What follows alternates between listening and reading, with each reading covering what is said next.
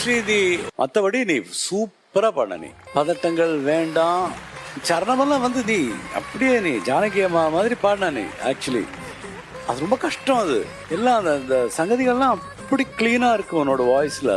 அது ஏதோ ஒரு ஸ்பெஷல் வாய்ஸ் உனக்கு. அது எப்படித்தான் எனக்கு புரியல. எங்களுக்கு ஏதோ லக்கு தான் நீ வந்தது, யோகம் தான். நான் சொன்ன மாதிரி முதல்ல யோகஸ்ரீ வந்ததே ஒரு யோகம்.